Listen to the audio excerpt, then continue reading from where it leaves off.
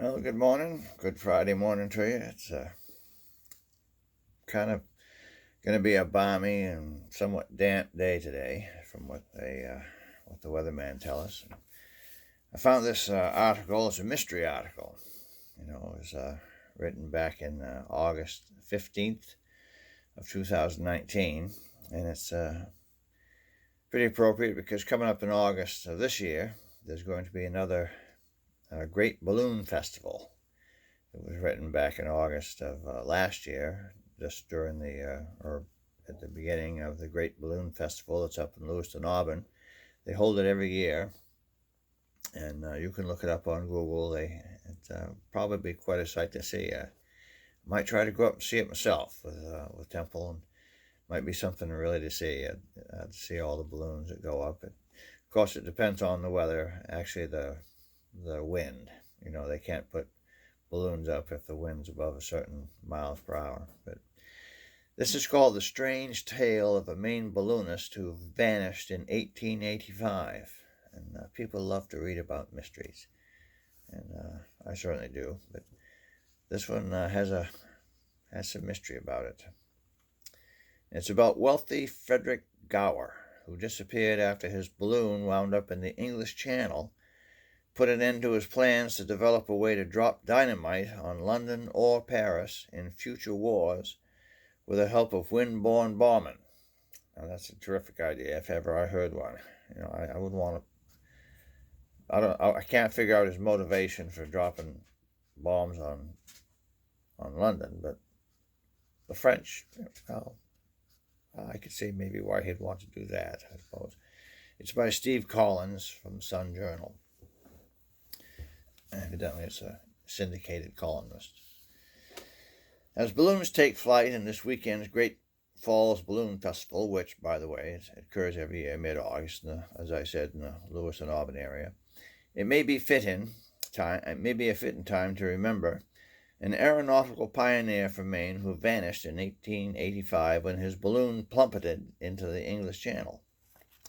The doomed balloonist, Frederick Allen Gower, born in Sedgwick, and married at the time to one of the world's most famous opera singers, also from Maine, was by all accounts an eccentric fella. Describes me, I suppose. Balloonist and inventor Frederick Gower was credited with installing the first telephone lines in Lewiston. How about that? As the New England representative for Alexander Graham Bell, who got to know the inventor when he arranged a lecture tour for him up in the Maine area. Quote, "I liked him exceedingly both as a friend and as a businessman," Bell wrote shortly after they got to know each other, when Gower served as an editor for the Portland Press in Rhode Island. Gower soon grew wealthy in Europe, and with a patented but minor improvement to Bell's original version of the phone. How about that? He was quite a guy. Gower used some of the money he made to dabble seriously in ballooning. One friend told the Lewiston Evening Journal that Gower was, quote, "an odd genius." Have you ever met a genius that warn't odd? Well, you met me. I'm not a genius, but I can see the border of genius from where I sit on the IQ curve. I like to brag about that. And they also said, quote, "a big egoist." A little proud of himself, I suppose, a little too proud. "Pride goes before destruction and a haughty look before a fall." That scripture is misquoted a lot, They say, pride goes before a fall. That's not true. It's pride goes before destruction and a haughty look before a fall. A haughty look is when you've got your nose up in the air, and you're going to trip and fall. Pride goes before destruction and a haughty look before a fall. You can look that up in the scriptures if you don't believe me. And he was consumed with the notion that by finding the right air currents, balloons could fly between Paris and London, dropping dynamite on the faraway cities and then returning home. Awesome idea. A French account focused on his notion that he could launch a, quote, torpedo balloon that would sail through the air to the appropriate target and explode automatically. Once he figured it all out, the friend told the Lewiston paper Gower intended to make a fortune selling the secret to either the French or the English governments. Now that's an inventor. He didn't care which government used his balloon to make war on the other one, as long as they used his weapons. Yeah, that makes a lot of sense. He must have met with some success in his experience, since Gower was among the early balloonists who managed to cross the English Channel. It wasn't always easy. In November 1884, he told a journalist about a flight he made from Paris to Gaston, Tissandier, floating at 6,000 feet above sea level, above the festival on the ground, where they could hear the cries of children and barkings of dogs far below. That was over a mile away. Gaston Tissandier, French balloonist, 1886, in the Library of Congress is telling about that. Then all of a sudden, Gower said, their breath came up short, and they felt gushing air as they were on what he quoted as a steamer against the wind. Quote, we were falling suddenly as though the great globe shove above our head had given way, he said in the account published in the Daily Colonist in Victoria, British Columbia. Nothing visible had occurred, Gower said, but the envelope of the balloon had vanished like the late face of an old man. That's quite a description. The clouds were gone as if by magic, and the earth was rushing up with us with 1,000 voices in full cry, Gower said. Fortunately, his partner remained cool and firm, and ordered him to toss an anchor toward the fast approaching ground. It proved enough to halt the balloon's descent with 50 feet to spare. That'd get your heart pounding, wouldn't it? More than 4, 5, 6 cups of coffee. Quote, our fall of a mile through the air was safely ended, Gower said, and the gambol of our playful monster ultimately harmless. By June of 1885, Gower was going up alone, carrying heavy ballast as mock torpedoes on the coast for France, along Boulogne, and then in July he took a visiting Russian naval officer up near, I can't pronounce the name, Cherbourg, I don't know. In an account published 6 years later in France, Tissandier said that on July 18th, Gower left alone in the balloon, the Villa de Havre, with a good breeze that would let him come down in Dieppe. I can't pronounce those words either, but he never arrived. Instead, a small ship saw a balloon with a gondola descending miles out in that evening in the English Channel. He saw the balloon rise and fall several times before disappearing in the distance. A fishing boat, the Phoenix, found the balloon at 7 p.m. that same day out in the water some 13 miles from Dieppe. The ball of Rollier, aeronaut at the siege of Paris in 1871, that's actually the caption to a picture in the article. I won't bother with that one. The gondola was missing, however, its ropes cut, as if Gower had hoped to sail away from the wreckage. Now that's where the mystery begins, okay? I'm just giving you a little hint. He, Gower, was nowhere to be found, presumed dead at sea, another casualty of early aeronautics. But it's possible that Gower faked his death.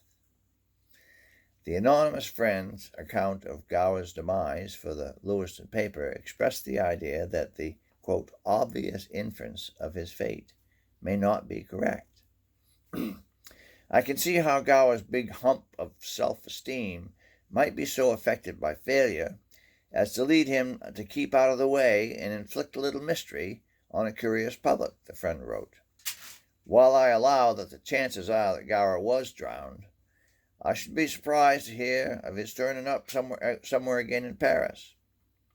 Gower's brother, Fred, expressed that the inventor, quote, was always an eccentric man and likely to do any queer thing, such as dropping out of sight for a number of years. According to an account in the Los Angeles Herald, he said that he figured his brother was alive somewhere. Indeed, in 1894, one of Gower's old pals from Bangor insisted that he had run into the man. A Dr. Bickford from Bangor said he also had known Gower since they were both boys in Frederick and knew him well. While in San Francisco, Bickford told a reporter that he saw Gower. Quote, "At first he attempted to brush by me without recognition, but at my persistent advances, finally he acknowledged his identity.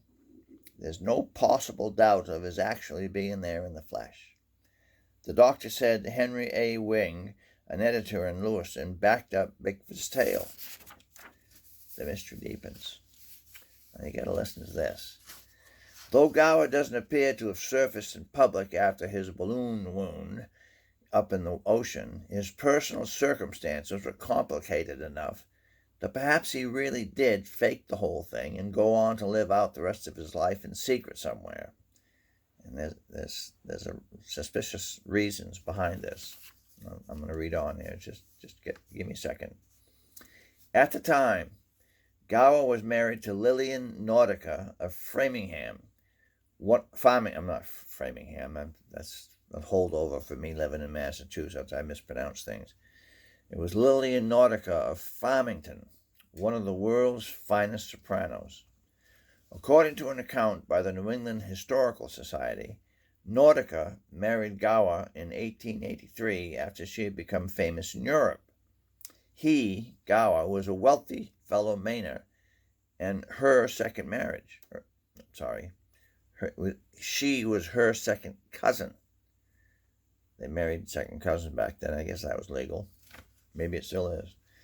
Sadly, though, quote, the marriage proved a disaster because Gower, who hated opera. Now, why would you marry a famous opera singer if you hated opera? I don't know. And he called a halt to her career singing, and once, in a fit of rage, burned her music and gown, insisting he had the right because he'd paid for them. Sounds like he's kind of a control freak. Like they say, he was an odd fella.